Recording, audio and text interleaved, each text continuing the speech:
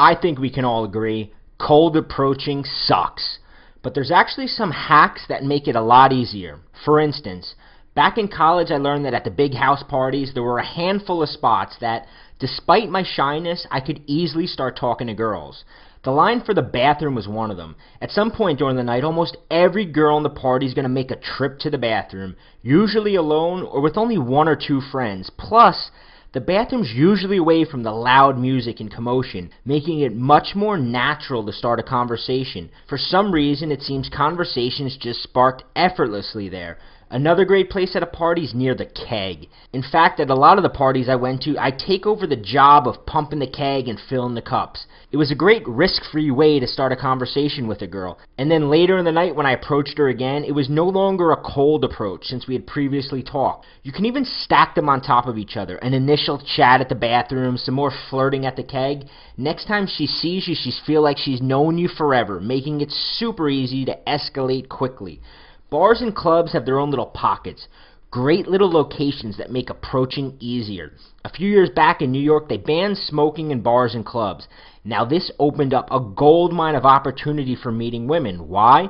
Because there's now dozens of women standing outside the bar, usually alone, smoking.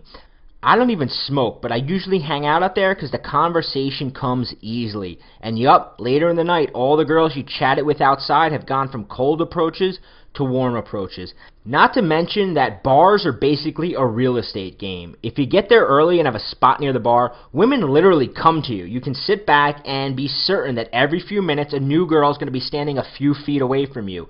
Most of the time they'll start the conversation while they're waiting for their drink. But there's something that's even more an advantage than a good spot. There was once a famous advertising guy, Gary Halbert, and he used to ask his students, if you and I both owned a hamburger stand and we were in a contest to see who could sell the most hamburgers, what advantage would you most like to have on your side?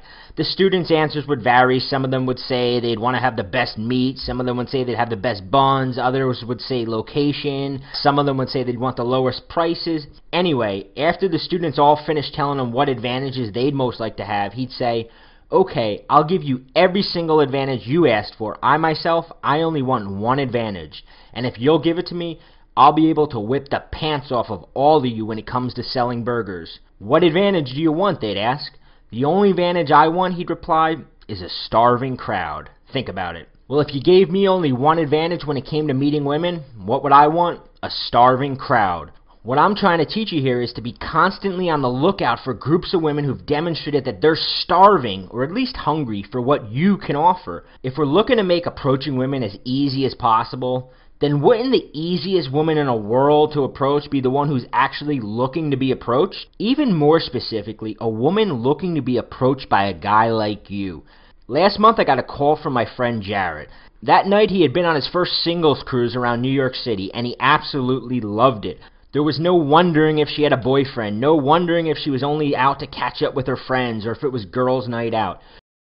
You knew exactly why she was there, which made approaching women extremely easy. That's just one example of putting yourself in front of a starving crowd. A few weeks back, I got an email from one of my coaching clients, Sebastian. At 30 years old, he'd finally lost his virginity to a woman he met in salsa class. Another example of putting yourself in front of a starving crowd.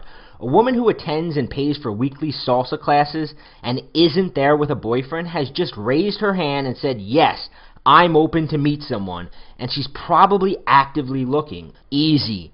The more you hate cold approaching, the more you need to find ways to make it easier on yourself. Now, even when you're in front of a starving crowd, even when you're in front of a group of women that are actively looking to be approached, you can still make it easier on yourself. How so? You can learn to spot the ones that are sending you the signals that they want you to approach them. Yes, whether you realize it or not, every day, every time you go out, there are women who are trying their damnedest to get your attention and get you to approach them.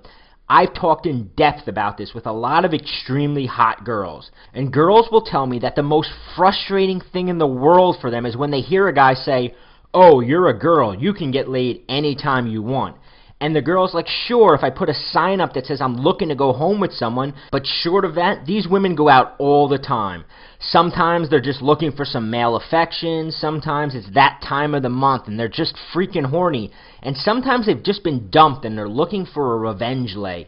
Yes, they send all the signals, and guys just don't pick up what they're putting down. I think you'll agree that there's no easier girl in the world to approach than one who's actively trying to get your attention and hinting that she wants you to talk to her. So let's look at a few of the signs. The most obvious is that she makes her way over towards you and for no reason stands in your general area. Here's what I mean. If you're at a large uncrowded bar and you and your friend are talking in one corner and you notice two girls on the other side of the bar, and then 20 minutes later, for apparently no reason, they're now on your side of the bar, there is a reason for that.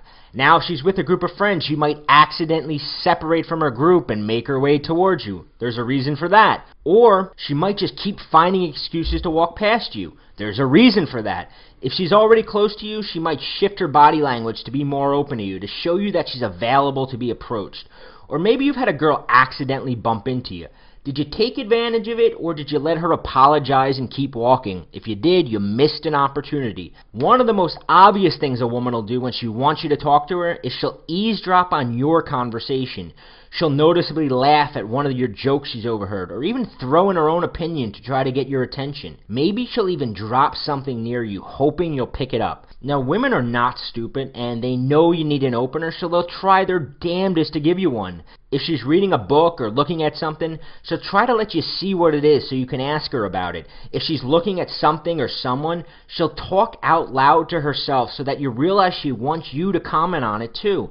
She's handing you an opener on a silver platter. Now, those are the obvious ones. Of course, there's some girls who are more subtle, and with those girls, you'll have to pay closer attention to the body language. If she catches you looking at her, she might push her hair out of the way so you can see her face a little better. Or maybe she'll adjust her clothes after looking at you. The fact is, the signs are there. Whether it's a girl in your class, girls in the bar, girls at the park, girls in your yoga lessons, or just a girl you see at the hallway at work, you've been getting the signals. So let's recap real quick. In order to make approaching women as easy as possible, we said, first, you need to put yourself in front of a starving crowd. This means you need to find the best possible location to meet women, and you need to spot the women that are actively looking to be approached, and particularly the women who are sending you the signals that they want you to approach them. But there's one more missing ingredient to making this as easy as possible for you. I have a saying, it's not enough to be in the right place at the right time. You need to be the right man at the right time.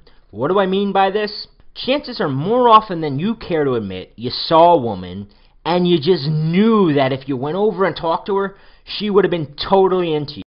Yet you couldn't get yourself to act. Maybe you talked yourself out of it by finding some excuse like, she doesn't seem to want to be bothered, or you're just not feeling it, or she probably has a boyfriend waiting at home, or next time I see her I'll talk to her.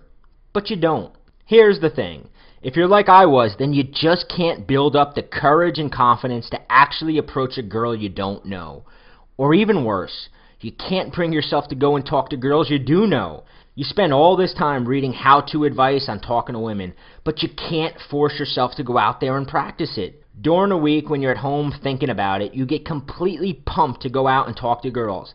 But once you get out there, you quickly lose motivation and you just don't feel like doing it. Now, are you sick of telling yourself, next time I'll go talk to her? Every night when the bar closes, you realize you went another night without talking to girls, and you feel like shit and hate yourself.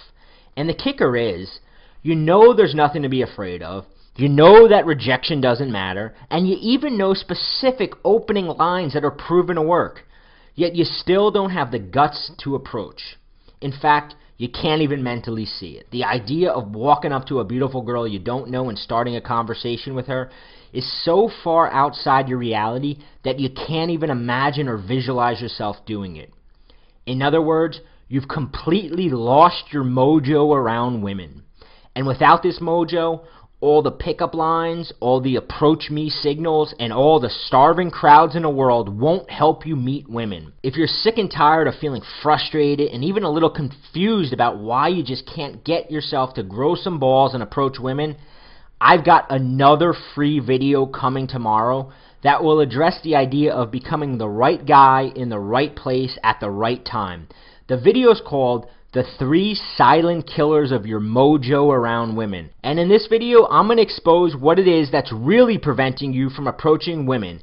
Trust me, it's not what you think. I'll be sending you that video tomorrow via email. The subject line will say 3 Silent Killers of Your Mojo Around Women, and you don't want to miss it. See you then.